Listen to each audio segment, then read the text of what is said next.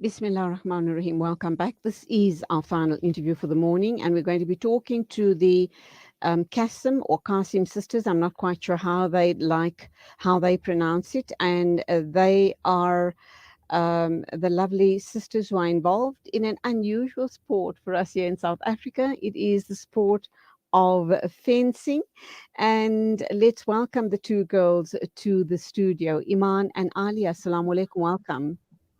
Walaikum assalam. Jazakallah for having us. Okay, it is great to have you guys on the show. And goodness me, of all sport, you girls have decided to take up fencing, a very little known sport amongst our community. I do know that you have been homeschooled. That's number one. And number two, how on earth did you guys get involved in fencing of all sport? Well, our story began as 11 and 13-year-olds who were looking for a unique hobby. And our mom, who's a fencer, by the way, as well, she discovered that fencing has the similarities of sword fighting, and it being related to a sunnah from our beloved Nabi Sallallahu Alaihi Wasallam. And so when we decided to take it up just as a hobby, we immediately fell in love and it became a lifestyle. Alhamdulillah, how widely is this offered as a sport in South Africa? The next sister can respond to that. It's not a very well-known sport. There are a few provinces that do it, which gives us the opportunity to do nationals and open up to new things. Okay, and in terms of strength, core strength, fitness, I should imagine sharpness of mind, you've really got to be very, very alert and aware. This is what I'm thinking. Would I be correct? Gee, 100% correct. And in terms of injuries, how do you protect yourself? Because those swords or whatever they called, they real. Hey? You could get hurt, couldn't you? The fencing swords is an electrical thing. So we have our gear consists of multiple layers which prevent us from getting hurt. It consists of the mask, the jacket that protects us, and our swords. There are 3 different categories to fencing. We have our epee, our foil, and our saber, all different things. Epee is the whole body target. Foil is just the torso, and then saber, of course, is a slashing motion, and it consists of the arms and head. But unfortunately, you do have players that hit very hard and still get wounds. Okay. So it sounds like a very intense sport. It does sound like you need to be in peak physical condition.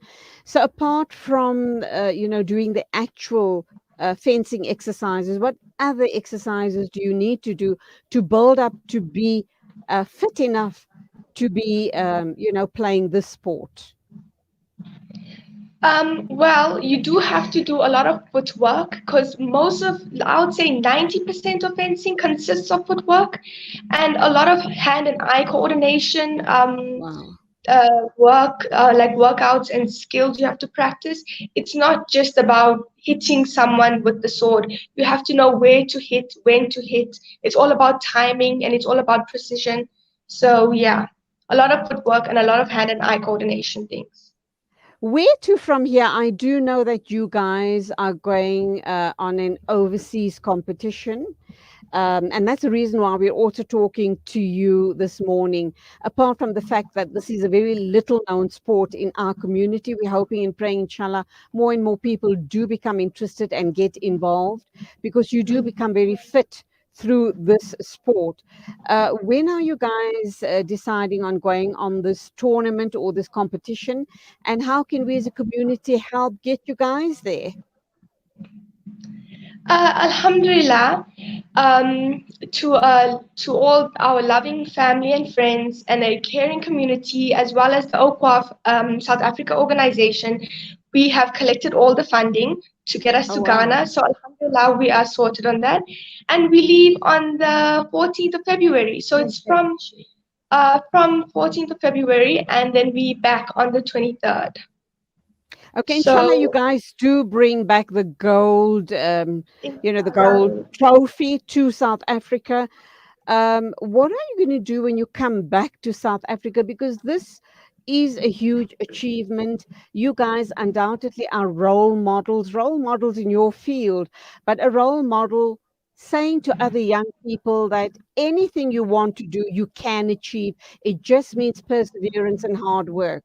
Where you guys regarding that?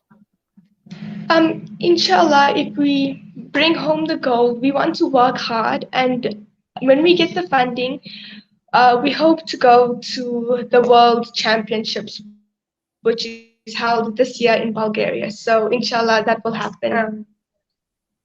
Inshallah. And even if you don't bring home the gold, I know you're going to bring it, but if on the off chance that you don't, are you still going to go to Bulgaria?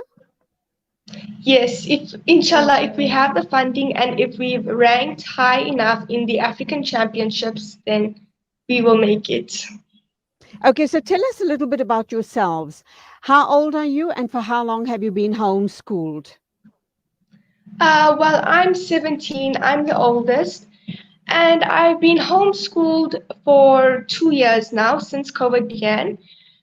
Before this, I started grade 8 and grade 9, and I went to JP Girls High School.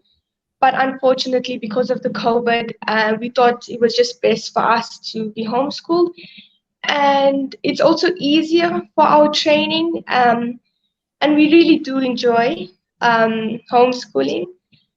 Um, So yeah. mom, It's so difficult and mom's got her painful, hands obviously. full with you guys. Mom's No, really very busy. we actually have, there's a lot of homeschools now that are Ah, online okay. platforms. And Right, there's right. teachers that teach us. So, Alhamdulillah, we have that help here. Okay, once again, you girls have expressed just how disciplined you are because the sport of fencing does require extreme discipline, and being homeschooled also means you have to be very, very disciplined. Alhamdulillah for that.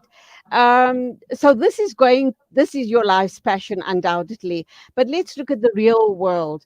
You're going to do this as a sport, a hobby, a passion. But once you qualify, once you matriculate, where do you want to head for? What are you going to study? And I know you're going to continue fencing as well. So obviously we do want to continue studying and fencing, but my main goal is to go into something in the medical field. And then my main goal is to go into something through aviation. But Oh, I'm wow. not sure wherever Allah decides to take me, I will I gladly go. mean, keep that dream alive, girl. So you want to become what? An airline pilot when you say aviation? Alhamdulillah. Inshallah. And you want to become a doctor. You want to go into medicine. Alhamdulillah. Inshallah. Um, you guys undoubtedly are role models in our community. Are you finding that other cousins and friends in the community are looking up to you and are also wanting to do fencing because they see how you guys and what you have achieved up to now? And are you planning in the future perhaps to form clubs and get more and more of our youngsters into the sport of fencing? Inshallah. We actually have a cousin who joined who joined us to our Cape Town National last year, and as she was watching us, she said, "I'm going to start fencing this year." So, inshallah, we hope to have more family and more community join fencing, and we want to go to this African Championships, and we want to do more World Championships to get the experience, and then once we come back from that, we would like to start coaching and give back to the community and the fencing community, because you know what, you learn and you need to pass on. Inshallah, Ameen. How much of dedication does it take to be involved in a sport like fencing? How much time do It's you a lot spend of on average per day or it's per a week? lot of work, but I think it all comes down to the person. Actually, it's a lot of work and it's a lot of dedication. We train quite often. From now, we've started training every day, trying to do well. And yeah, it's a lot of work. We train 3 times a week, and we actually train every day in the morning, and then we go to training three in the afternoon 3 times a week, and we train from 3 hours every morning, then 3 hours in the afternoon. So it is hectic, and it does take a lot of dedication, but Alhamdulillah, we do manage. Okay, so before I let you guys go, you talk about 3 hours of training at home. You must have a very special area dedicated to your training because you can't injure anybody that's looking on or whatever. And how do you keep going for 3 hours? Goodness me, the stamina you No, require. you build it as you improve, and we just have our backyard that we practice in. Okay. Like for handwork, we'll hang a tennis ball up and hit it. For footwork, we'll do running, and we'll do like fencing, fencing footwork up and down, and just to get all our stamina built up and our hand and eye coordination again built, improved. And yeah, it's just our backyard that we practice in. We don't have anywhere special. Wow. I'm in awe. Much, much admiration. Let me just read out two messages from Facebook. Salim Badat says, awesome. Thank you indeed, Salim. Alhamdulillah for that. And then Neb M. Bay, Assalamu alaikum, says Neb. Assalamu alaikum wa rahmatullahi wa barakatuh is all Neb has to say. But thank you indeed for those posts. And before I let you girls go, is there anything else you want to share with us on the show this morning? We just want to say Jazakallah to our coach Desi. We wouldn't have made it this far without her help. And Jazakallah to Dad for always making a plan. And for a message for the girls out there, or for anyone who's interested, it's like any ordinary girl can do or extraordinary things if they work hard. Jazakallah. Oh, and one more thing. Is there a cut-off age for people who want to take up the sport? No, no. Any age, fencing is for anyone. So I can still get involved if I want to. Absolutely, absolutely. Absolutely delightful talking to you guys. Much love and lots of du'as that you guys do brilliantly. And please shout out to us when you get back, inshallah. Jazakallah, we appreciate you for having us here. Absolute pleasure. It was my pleasure indeed. Imaan Cassim and Aaliyah Cassim, the two fencing sisters. Assalamu alaikum and Khuda Hafiz. Wa alaikum salam. Just a reminder, inshallah, that on Wednesday night tonight with Inayat Wadi from 7 to 9, he's going to be talking about calls to declare a state of disaster for electricity supply in South Africa.